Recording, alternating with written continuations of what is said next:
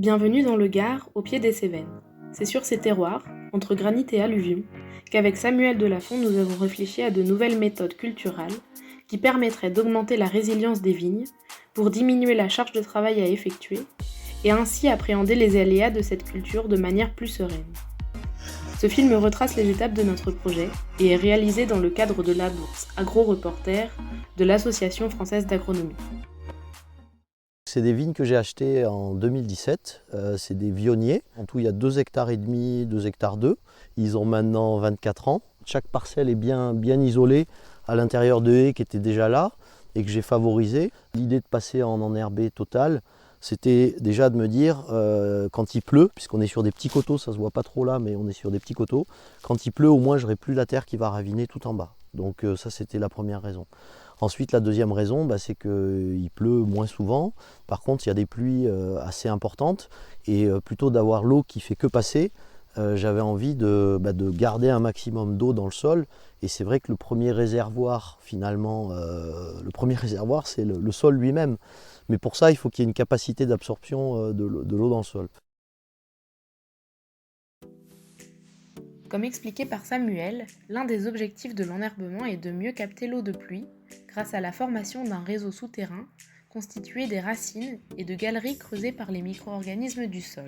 Pour apprécier si cela est efficace, nous avons réalisé une expérience simple.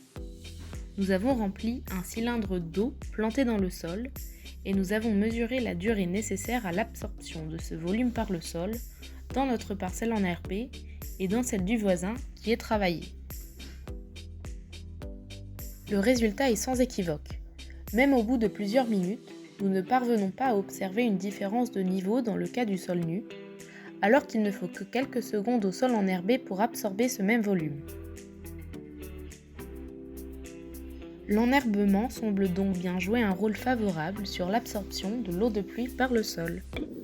L'idéal d'un couvert végétal, c'est d'avoir un bon équilibre entre une graminée, donc les graminées ici, c'est la graminée dominante, c'est la folle avoine, qui est en train de sécher, mais de grainer, donc de donner des graines, et des légumineuses qui sont des fixateurs d'azote, donc qui sont un engrais naturel, un engrais vert. Ce que tu peux éventuellement faire, c'est nettoyer sous le rang, parce qu'il ne faut pas que ça monte trop, parce que ça va créer un microclimat un peu humide peut-être, mais le milieu, moi je le laisse. Presque de façon un peu utopique, moi l'idée c'est de ne plus avoir à traiter les vignes. Donc vraiment l'objectif premier, c'est d'avoir des vignes en pleine santé, sur un sol en pleine santé, et même plus qu'un sol, en fait un écosystème en pleine santé.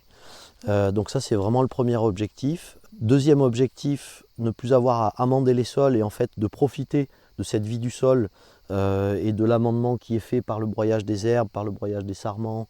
On a beaucoup de légumineuses notamment qui captent l'azote, donc c'est plutôt ça qui va venir naturellement refertiliser les sols.